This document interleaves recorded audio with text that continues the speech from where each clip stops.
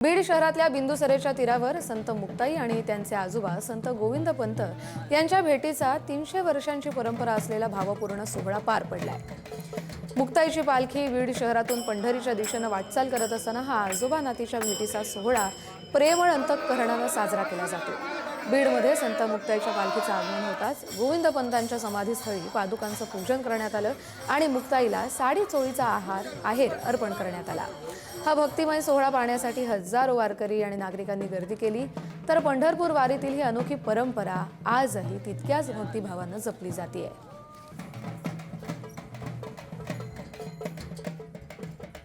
मुक्ताई नगर येथून पंढरीच्या वाटेवर असलेली मुक्ताईंची पालखी बीडमध्ये 2 दिवसापासून मुक्कामी होती आणि आज ही पालखी पंढरीकडे मार्गस्थ होत आहे। तत्पूर्वी मुक्ताई यांचे जे आजोबा आहेत गोविंद पंत त्यांच्या समाधीच्या ठिकाणी हा पालखी सोहळा पोहोचलाय आणि आजोबा नातीच्या भेटीचा हा सोहळा या ठिकाणी पार पडतोय। आपण पाहू शकतो समोर जी आहे ती गोविंद पंत यांची समाधी आहे आणि या ठिकाणी मुक्ताईंच्या पादुका आणण्यात आल्या आहेत आणि या ठिकाणी आजोबा नातीच्या भेटीचा हा सोहळा पार पडतोय। मोठ्या संख्येने पालखीतील वारकरी असतील, बीडमधील भाविक असतील या ठिकाणी दाखल झालेत आणि या आजोबा नातीच्या भेटीच्या सोहळ्याच्या ठिकाणी दर्शन देखील आपल्याला घेताना पाहायला मिळत आहेत। आपण जर पाहिलं तर गेल्या 300 पेक्षा जास्त वर्षांची ही परंपरा आहे।